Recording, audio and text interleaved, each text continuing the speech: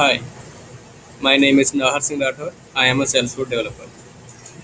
इस वीडियो में आपको बताने वाला हूँ कि लाइटिंग वेब कंपोनेंट से बार चार्ट कैसे बनाते हैं। अ, जैसे कि आप देख पा रहे होंगे, ये मैंने 3 बार चार्ट बना रखे हैं और ये फ़िल्टर हैं, सेलेक्ट प्रोजेक्ट और सेलेक्ट मंथ। इसमें मैंने जीरा से इंटीग्रेशन किया है। जीरा में जितने भी प्रोजेक्ट होंगे वो मेरे इस वाली लिस्ट में दिखाई देंगे मुझे, और ये मैंने फ़िल्टर लगा रखा है अकॉर्डिंग मंथ के कि करंट मंथ और लास्ट मंथ। तो इसकी फंक्शनैलिटी कुछ ऐसे है कि कोई भी इस ड्रॉप डाउन लिस्ट से मैं कोई भी प्रोजेक्ट सेलेक्ट करूँगा और उस मंथ का मुझे करंट मंथ का देखना है कि उस प्रोजेक्ट में कितने टास्क आए।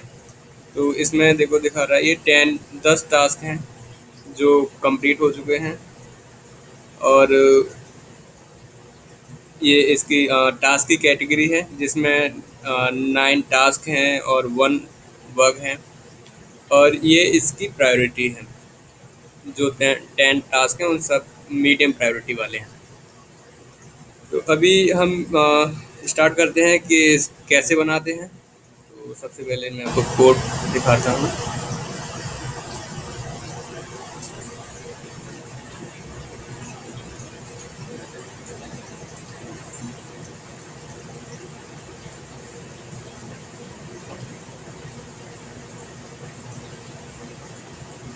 ये है इसका कोड, HTML और जावास्क्रिप्ट। ये है इसके HTML। इसमें ये बार चार्ट के लिए हैं। ये हमने क्लास ले रखी है बार चार्ट, और ये मैंने एक स्पैनर लगाया है ये कि अगर बार चार्ट में कोई वैल्यू ना आए तो एक स्पैनर डिस्प्ले हमारी स्क्रीन पे एक स्पैनर डिस्प्ले होगा, तो ये उसके लिए है। ठीक है, और अब हम आते हैं इसके जेएस कंट्रोलर पे। तो ये है पूरा कोड बार चार्ट बनाने का। सबसे पहले मैं आपको बताऊं कि यहाँ से स्टार्ट करते हैं। ये है जेएस चार्ट लाइब्रेरी, जो कि जावास्क्रिप्ट की स्टैंडर्ड लाइब्रेरी होती है, जिसे हम LWC में इम्प्लीमेंट कर सकते हैं। और जो भी हमें बार चार्ट या पाई चार्ट बनाने होते हैं वो स्टैंडर्ड लाइब्रेरी है, तो इसको इम्प्लीमेंट करके हम डायरेक्ट चार्ट बना सकते हैं। तो ये लाइब्रेरी कहाँ से मिलती है? तो एक तो इसकी स्टैंडर्ड साइट होती है JSChart.org, तो यहाँ से भी आपको मिल जाएगी। जैसे गेट, अगर यहाँ पे देखें हम इंस्टॉलेशन पे, तो यहाँ से ये लाइब्रेरी मिल जाती है। यहाँ पे वर्जन देख लो किस वर्जन की चाहिए। अभी जो मैंने इंस्टॉल कर रखी है वो 2.8 है। ये वाले वर्जन मैंने कर रखा है इसका। सॉरी, मैं चार्ट वाला लेता हूँ ये, और अगर मैं यहाँ पे पेस्ट करूँ इस लिंक को तो ये लाइब्रेरी इसकी आ जाएगी। ठीक है, ये लाइब्रेरी ऐसी आ रही है इस फॉर्मेट में। जो मैंने यूज़ की है वो मेरी ये वाली लाइब्रेरी है। आई थिंक ये दोनों सेम ही काम करती होंगी। और ये वाली लाइब्रेरी मुझे यहाँ से मिली। जैसे मैंने जब चार्ट बना रहा था तो गूगल की हेल्प मैंने ली कि कैसे बनाते हैं, फर्स्ट टाइम बना रहा था तो मुझे यहाँ से ये मिल गया था। इस पर मैंने क्लिक किया तो ये सेम मुझे लाइब्रेरी मिल गई थी।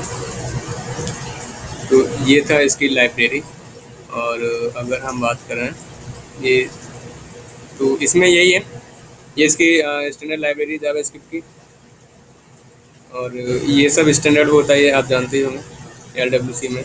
और यहाँ पे मैंने 5 वेरिएबल लिए हैं, जिसमें एक ये वेरिएबल जो लिया है ये मैंने उसके लिए लिया है कि जब चार्ट में कोई डेटा ना हो तो स्पैनर मुझे चलाना है।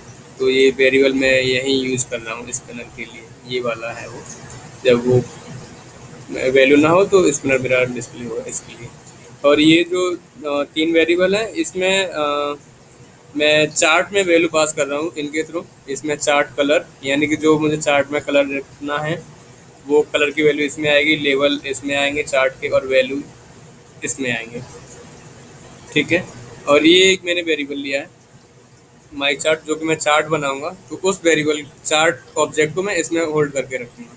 उसके लिए ये मैंने लिया है। ये मैं आपको बाद में बताऊंगा कि ये वैल्यू कहाँ से मैं पास कर रहा हूँ। सबसे पहले अब मैं आपको इसमें सेकंड थिंग इज दैट कि जो ये वेरिएबल है चार्ट लेवल का, तो इसमें हमने गेट और सेट यूज़ किया है वो इसलिए कि ये डायनेमिक चार्ट है। जैसे मैं आपको दिखाऊँ यहाँ पे, इसकी फंक्शनलिटी कुछ ऐसी है कि अगर ये डायनेमिक चार्ट है, यहाँ पे अगर मैं कोई दूसरा प्रोडक्ट सेलेक्ट करता हूँ तो उसका डेटा पॉपुलेट होगा यहाँ पे। ये रहा, ये 111 समय। और लास्ट मंथ का अगर देखूँ मैं इसका, तो लास्ट मंथ का इतना आ रहा है। ठीक है, इसमें हर बार डेटा जो भी अलग प्रोडक्ट हम सेलेक्ट करेंगे उसका डेटा डिस्प्ले होगा। ठीक है, तो ये कुछ ऐसे है। हाँ, तो ये इसमें लेवल, जिसमें तीन चीज़ होती हैं, लेवल, कलर और वैल्यू। जैसे कि ये लेवल है, बैकलॉग, डन, रिव्यू। ये इसका वैल्यू है चार्ट की 4, 2, 1। और कलर तो ये है ही। तो ये तीनों वेरिएबल मैंने यूज़ किया है। तो ये इसकी वैल्यू पेरेंट कंपोनेंट से आ रही है। और ये गेट और सेट वेरिएबल मैंने इसलिए लिया है कि पेरेंट्स जितनी बार इसकी वैल्यू चेंज होगी तो हमें गेट से तो हम उसको वेरिएबल को गेट कर लेंगे। यानी कि एक तरह से ट्रैक वेरिएबल की तरह काम करता है। पब्लिक वेरिएबल जो पब्लिक एक नोटेशन वाला होता है, डेकोरेशन वाला। तो ये जितनी बार वैल्यू चेंज होगी ऑटोमेटिक ये ट्रैक करता रहेगा उसको, और उस वैल्यू को इस वेरिएबल में सेट कर देगा। इसलिए हमने ये सेट किया। अगर हम गेट लें और सेट ना लें तो ये वैल्यू इसमें पॉपुलेट, इसमें वेरिएबल में सेट नहीं होगी, तो इसकी वजह से हम उसको चार्ट में नहीं मिलेगी और वहाँ पे फिर हम यूज नहीं कर सकते। तो इसीलिए गेट सेट लिया है कि जितनी बार वैल्यू चेंज होगी उतनी बार हम वैल्यू गेट कर सकते हैं और उसमें हर बार वेरिएबल में सेट कर सकते हैं उस वैल्यू। ठीक है, तो ये तीन वेरिएबल हैं, ये तीनों कंप्लीट हुए। और यहाँ पे क्या किया है, ये एक स्टैंडर्ड फंक्शन होता है रीरेंडर कॉल बैक, जो एक बेस्ट प्रैक्टिस कंसिडर करते हैं अगर हम कोई भी चार्ट बना रहे हैं तो इसका ही हम यूज़ कर रहे हैं उसमें। ये उसके लिए है। इसमें क्या होगा कि जितनी बार हमारे वेरिएबल्स की वैल्यू चेंज होगी, ये वेरिएबल्स की वैल्यू जितनी बार चेंज होगी उतनी ही बार ऑटोमेटिकली ये कॉल होगा, ये वाला मेथड हमारा। ठीक है, तो यहाँ से फिर ये है मेथड जिसमें कि मैं चार्ट क्रिएट कर रहा हूँ, ये वाला। ठीक, इसमें चार्ट क्रिएट हो रहा है। इसमें हो क्या रहा है, जैसे यहाँ से मैं बताता हूँ आपको। यहाँ से स्टार्ट होता है, तो ये होता है HTML वाला कन्वास, जो कि यहाँ पे है। ये कन्वास पे हमारा चार्ट ड्रॉ होता है, तो ये वही वाला कन्वास है, ये स्टैंडर्ड होता है। ठीक, तो ये कन्वास हमने वो गेट कर लिया। और ये होता है माई चार्ट में इसको यूज़ करते हैं, इसके वेरिएबल को माई चार्ट में यूज़ करते हैं। और बाकी ये सब स्टैंडर्ड होते हैं इसमें, टाइप सेट, डेटा सेट, इसकी हम वैल्यू सिर्फ सेट करते हैं। तो इसमें क्या होता है कि हमेशा जब भी अगर हमें डायनामिक चार्ट बनाना है और उसकी वैल्यू अपडेट करनी है, तो हमेशा न्यू चार्ट वाला ऑब्जेक्ट का ही यूज़ करके चार्ट बनाना चाहिए। अगर हम गूगल पे सर्च करें तो उसमें कुछ हमें इस तरह से मिलता है, दूसरा वाला चार्ट जो कि हम क्रिएट करते हैं।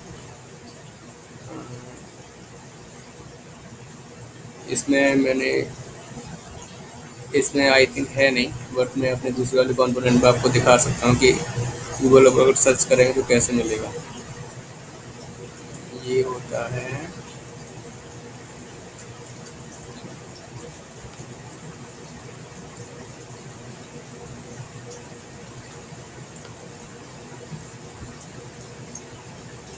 ये कुछ ऐसे होता है, this dot chart, new window dot chart. तो इसमें क्या होता है, अगर आप इस तरीके से यूज़ करोगे तो सिर्फ एक बार चार्ट क्रिएट हो जाएगा, लेकिन वो अपडेट नहीं होगा, क्योंकि जो अपडेट वाला स्टैंडर्ड मेथड होता है वो इसमें इम्प्लीमेंट होता ही नहीं है, वो सिर्फ इसमें ही इम्प्लीमेंट होता है, ये वाला चार्ट में ही इम्प्लीमेंट होता है। ठीक है, तो ये मैंने क्लास लेवल का वेरिएबल लिया था माई चार्ट का, जैसे कि ये मैं यूज ये रहा यहाँ पे। और क्लास लेवल इसलिए लिया है जिससे कि मैं कहीं भी किसी मेथड में इसको यूज़ कर लूँ। तो यहाँ से मैंने ये न्यू चार्ट क्रिएट किया है और चार्ट टाइप मेरा बार का है, इसलिए मैंने बार लिया है। ये सब स्टैंडर्ड होता है। अगर मैं आपको चार्ट का स्टैंडर्ड लाइब्रेरी दिखाऊं तो उसमें भी देखो यहाँ से ये होता है जीएस चार्ट वाला।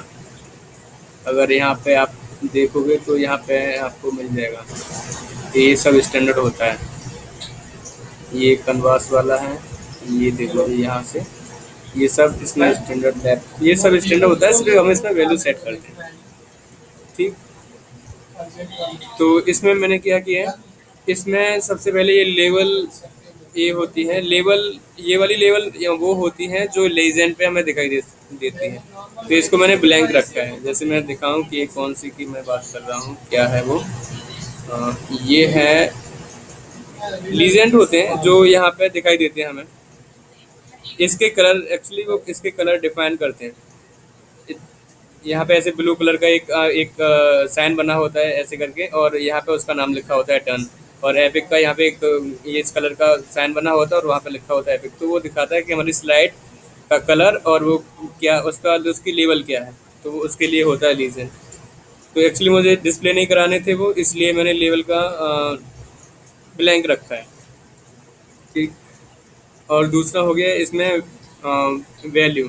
डेटा में ये मैंने वैल्यू वो आ रही है जो मैं पेरेंट से सेंड कर रहा हूँ। और ये क्लास लेवल का मैंने वेरिएबल लिया है। यहाँ पे अगर मैं आपको दिखाऊँ तो ये सब क्लास लेवल की वेरिएबल है।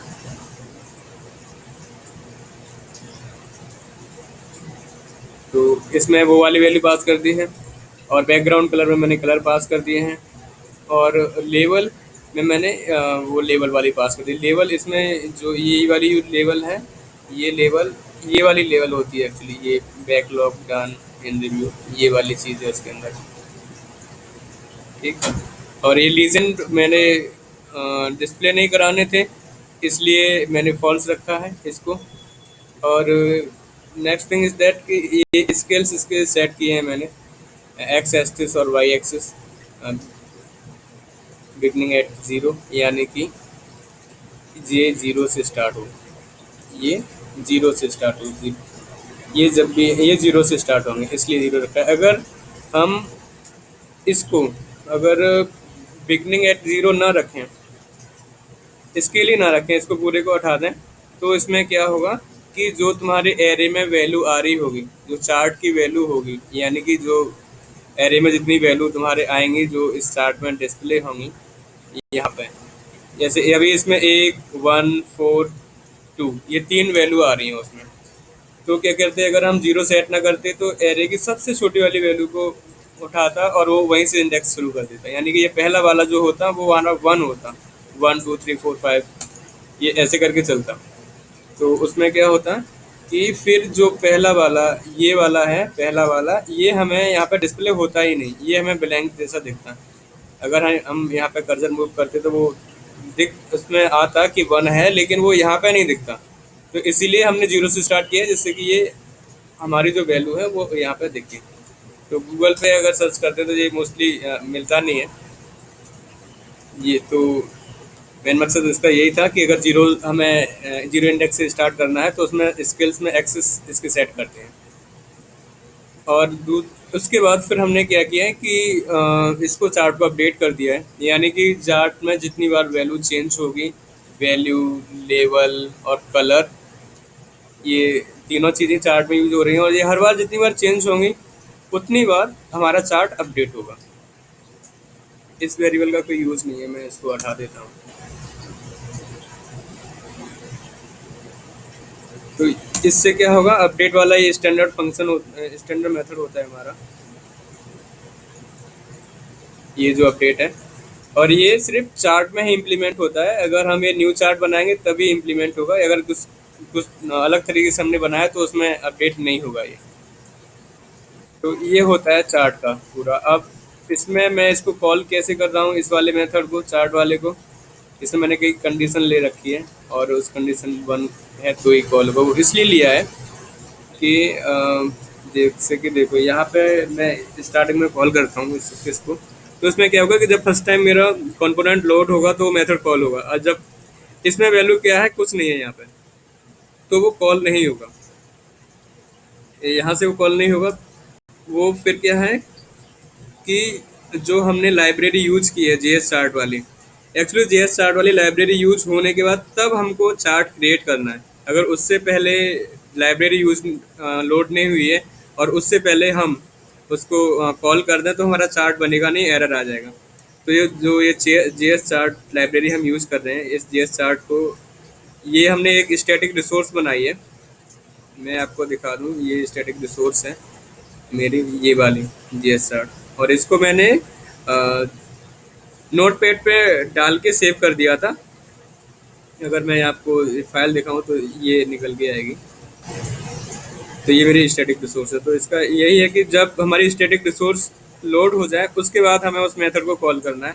तो इसीलिए मैंने इसको लोड होने के बाद जब यहाँ से कॉल किया और इसमें 1 पास किया है, जिससे कि यहाँ 1 मैं यहाँ से पास कर रहा हूँ। तो ये सिर्फ जब ही कॉल होगा जब हमारी स्टैटिक रिसोर्स लोड हो चुकी होगी तब। तो इसलिए मैंने यहाँ पे कंडीशन ऑफ 1 पास किया है। और अगर जब तक हमारी स्टैटिक रिसोर्स लोड नहीं होगी तो जब तक ये कॉल नहीं होगा। और ये मैंने इसलिए रखा है कि जब एक बार स्टैटिक रिसोर्स हमारी लोड हो जाएगी तो ये कॉल हो जाएगा, ठीक है। और जब नेक्स्ट टाइम हर बार वैल्यू इसकी जब चेंज होंगी, वेरिएबल्स की हमारी ये सब वैल्यू चेंज होंगी, तो क्या होगा कि हर बार ये स्टैटिक रिसोर्स लोड नहीं होती है, सिर्फ एक बार ही होती है। तो फिर उसके बाद क्या होगा, ये क्लास लेवल ये मैंने वेरिएबल लिया है, तो इसमें वैल्यू यहाँ पे 1 पहली बार जब कॉल होगा तो 1 वैल्यू पॉपुलेट हो जाएगी इसके अंदर, और फिर हर बार इसमें वैल्यू 1 मिलती रहेगी और वो कॉल होता रहेगा। तो हर बार जितनी बार अपडेट होगा, जितनी बार वैल्यू चेंज होगी, तो हर बार हमारा चार्ट क्रिएट होता रहेगा। तो ये था पूरा चार्ट क्रिएट करने का जेएस क्लास। और इसका मैं आपको दिखाऊं, ये एक्सएमएल होता है, इसका तो कोई यूज़ नहीं है यहाँ पे। ये तो जब हम कंपोनेंट क्रिएट करते हैं तो ऑटोमेटिकली ये क्रिएट हो जाता है। और इसको, इस कंपोनेंट को मैं पेरेंट में यूज़ कर रहा हूँ, तो मुझे स्क्रीन पे ये लगाना नहीं है, तो इसलिए मैंने यहाँ पे इसको कुछ रखा नहीं है, क्योंकि वो पेरेंट वाले में मैं उसको बताऊँगा कैसे यूज़ करते हैं। तो अब मैं आपको बताता हूँ कि ये कॉल कैसे हो, कहाँ से ये वैल्यू गेट कर रहा हूँ मैं इसकी, कौन सा पेरेंट वाला कंपोनेंट है जहाँ से ये कॉल हो रहा है। तो वो कंपोनेंट है मेरा ये वाला, पेरेंट वाला। ये पेरेंट कंपोनेंट है, ये पेरेंट कंपोनेंट का ये HTML है, ठीक। ये जो मैंने फ़िल्टर यूज़ किए हैं ये उसका कोड है, ये दोनों फ़िल्टर्स हैं। और ये मैंने एक मैसेज डिस्प्ले कराया कि अगर कोई डेटा अवेलेबल ना हो तो चार्ट नहीं बनेंगे हमारे, तो उस पर एक डिस्प्ले करा दें स्क्रीन पे कि डेटा नॉट फाउंड। और यहाँ पे ये मैंने 3 बार इसको कॉल किया है, 1, 2 और 3।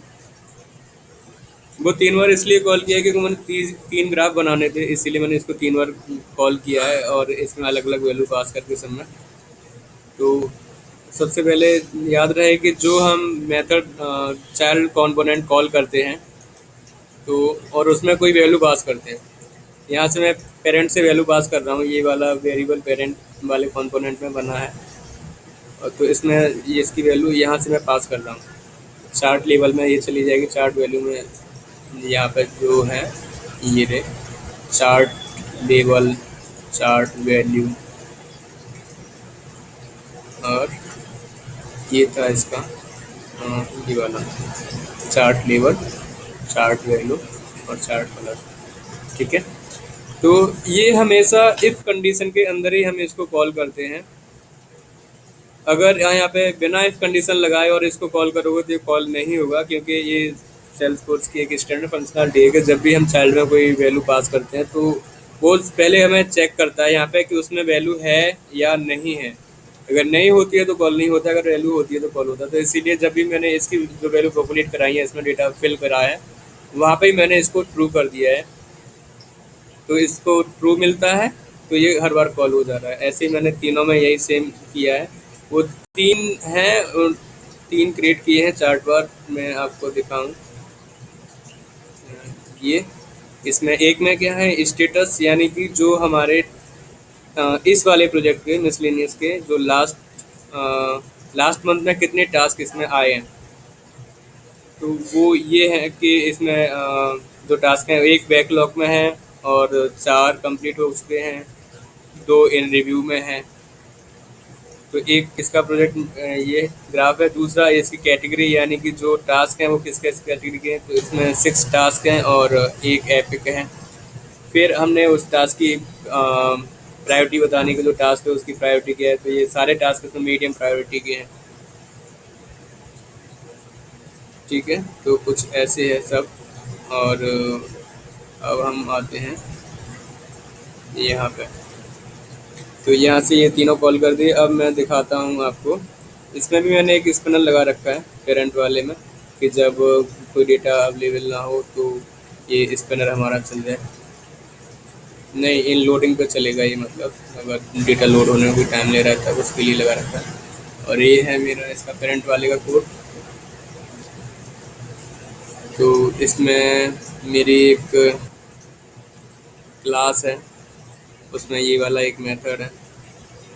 तो इसमें मैं यूज़ कर रहा हूँ उस मेथड को, इसलिए मैंने यहाँ पर गेट किया है। एक दूसरा मेथड है इसी क्लास में, इस वाले क्लास में जो मैं यूज़ कर रहा हूँ, वो मैंने यहाँ पे इसको भी यूज़ कर लिया। इसमें मैंने अलग अलग वेरिएबल्स ले रखे हैं। जो 3 वेरिएबल, जो 3 ग्राफ बनाने हैं, उन तीनों के स्टेटस वाला जो ग्राफ है उसमें उसकी लेवल में क्या जो वैल्यू डालनी है वो उसके लिए है, ये वैल्यू के लिए, और ये कलर के लिए। और ये प्रायोरिटी कैटेगरी वाले चार्ट के लिए है, वैल्यू लेवल कलर ये प्रायोरिटी वाले के लिए है। तो ये सारी चीज़ें ऐसे हैं। और ये उसका कोड है मेरा, जो मैं कॉल कर रहा हूँ क्लास के मेथड को। मैं आपको दिखा देता हूँ ये वाला मेथड क्लास में कहाँ है। ये है मेरी क्लास, ये मेरी क्लास है। इसमें ये क्लास है और इसके अंदर मैंने एक इंटीग्रेशन किया, ये वाला मेरा मेथड है। इसमें मैंने इंटीग्रेशन किया है जीरा से। और ये ना लिस्ट ऑफ प्रोजेक्ट, यानी कि जीरा में जितने भी प्रोजेक्ट होंगे वो मुझे रिटर्न करा रहा है। तो ये इस था इसमें ये। और दूसरा ये वाला जो है, ये वाला मेरा मेथड, इसमें क्या है कि मैं प्रोजेक्ट का नेम डाल के, नेम और मंथ डाल के मैं कॉल कर रहा हूँ, जिससे कि जो प्रोजेक्ट है उसके सारे टास्क मुझे मिल जाएं। तो ये मेथड उसके लिए बनाया है, एक किसी पर्टिकुलर प्रोजेक्ट के सारे टास्क ऐड करने के लिए। तो ये सब इंटीग्रेशन वाला काम किया है मैंने इसमें, आप देख सकते हैं। ये इंटीग्रेशन किया है जीरा से,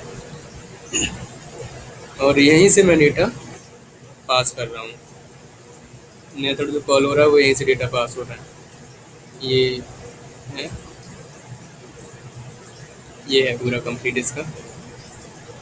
तो ये वाले कॉल हुआ, तो वहाँ से जो डेटा आएगा मेरा, इसमें जो डेटा आया, और डेटा आने के बाद फिर मैंने इसको यहाँ पे प्रोसेस किया है इस डेटा को। तो उसमें क्या किया है मैंने कि ये जो मेरे फ़िल्टर हैं, तो उसमें फ़िल्टर में बाय डिफ़ॉल्ट पहली वैल्यू सेट की है। जो लिस्ट में जितने भी प्रोजेक्ट आ रहे हैं उसमें पहली वैल्यू सेट डिफ़ॉल्ट सेट कर दी है। जैसे कि मैं अगर आपको दिखाऊं, यहाँ पे ये वाली वैल्यू है। अगर मैं इसको रिफ्रेश करूं तो बाय डिफ़ॉल्ट इसमें ये पहला वाला प्रोजेक्ट दिखाई देगा। ये बाय डिफ़ॉल्ट इसमें ये वाला पहला वाला प्रोजेक्ट रहेगा, और इसमें बाय डिफ़ॉल्ट करंट बनते हैं। तो इसमें कोई डेटा नहीं है, इसकी वजह से ये दिखा रहा है। ये मैंने मैसेज डिस्प्ले कराया, डेटा नॉट अवेलेबल, और मुझे पता है कि इसमें इस वाले में डेटा है तो इसमें डेटा दिखाएगा। तो ये वाला था। तो ये बाय डिफ़ॉल्ट मैंने जीरो इंडेक्स यानी कि लिस्ट का पहला वाला एक वेरिएबल में होल्ड करा लिया है, और बाय डिफ़ॉल्ट मैंने उसको सेट कर दिया है लिस्ट के पहले वाले को, लिस्ट के पहले प्रोजेक्ट को उसमें प्रोजेक्ट फ़िल्टर में। और ये हम यूज़ करते हैं उसके लिए, फ़िल्टर के लिए इसमें क्या क्या वैल्यू रखनी है मुझे। तो ये लास्ट मंथ और करंट मंथ उसमें वैल्यू रखनी है। और जब भी वैल्यू चेंज हो उसमें पिक लिस्ट की, ड्रॉप डाउन लिस्ट की, तो मैंने मेथड कॉल किया है कि जितनी बार वैल्यू चेंज होगी तो मैंने मेथड कॉल किया है ये वाला। ये जो कि यहाँ पे है ये, जिसमें क्या है कि प्रोजेक्ट का नेम जाएगा और उसका मंथ जाएगा, क्योंकि हम अपने फ़िल्टर में प्रोजेक्ट चेंज कर रहे हैं और मंथ चेंज कर रहे हैं, यही 2 फ़िल्टर हैं। तो ये तो उसके लिए है, मंथ वाले फ़िल्टर के लिए। और ये है हमारा प्रोजेक्ट फ़िल्टर के लिए, ठीक है। और ये है, वहाँ से हम कॉल कर रहे हैं, और जो जो मंथ और ये, अब जो प्रोजेक्ट हमने सेलेक्ट किया है उसके सारे टास्क चाहिए, कितने टास्क हैं, कितने उसमें नया काम है आया है, कितना काम किया हमने टास्क जो भी है जीरा में, तो वो यहाँ इस वाले मेथड से हम वो वाला डेटा में मिल जाएगा। इंटीग्रेशन से जीरा से सारे रिकॉर्ड्स आ जाएंगे, जितने भी जीरा में टास्क होंगे वो सब, उन सबको मैंने यहाँ पे आगे प्रोसेस किया। ये 3 मैंने वेरिएबल लिए हैं अलग अलग सबकी वैल्यू होल्ड कराने के लिए, स्टेटस का नेम, वैल्यू, कलर, जो कि ये वैल्यू मैं इसमें पास कर रहा हूँ, इसमें पास कर रहा हूँ, यहाँ पे ये रहा प्रायोरिटी, कलर, स्टेटस। और ये 3 है, सब में अलग अलग है, कलर वाला, स्टेटस वाला। तो ये वाला था मेरा, ठीक है।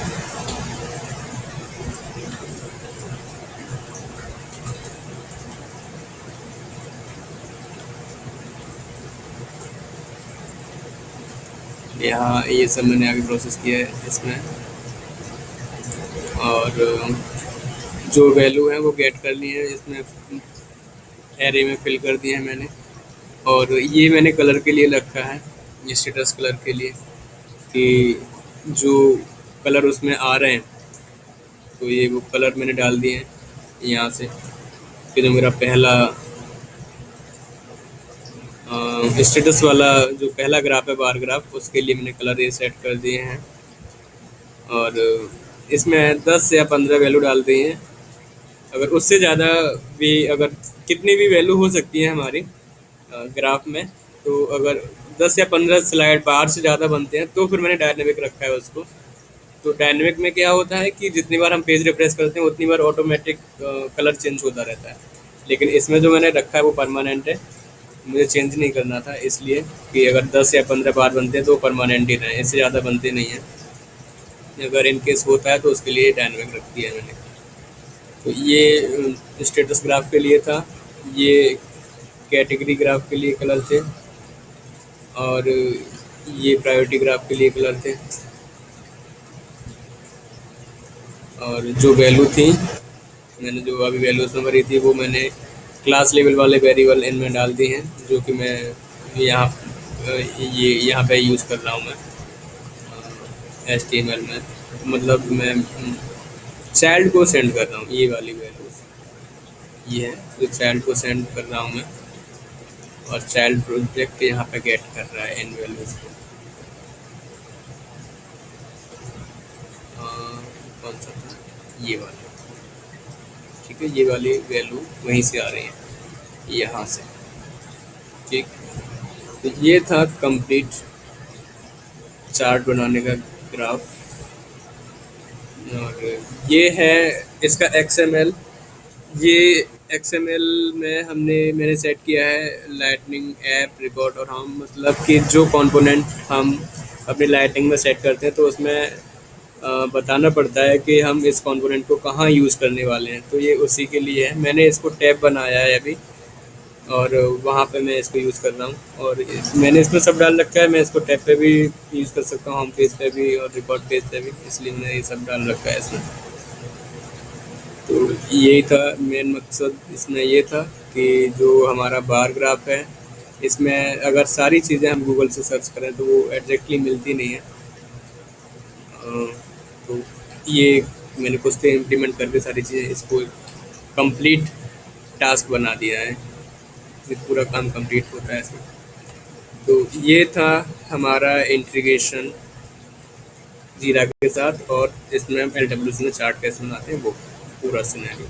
और ये डायनेमिक है, जितनी बार हम इसे चेंज करेंगे उतनी बार इसकी वैल्यू ऑटोमेटिकली पॉपुलेट हो चली जाएगी। ये कुछ था ऐसा। Thank you.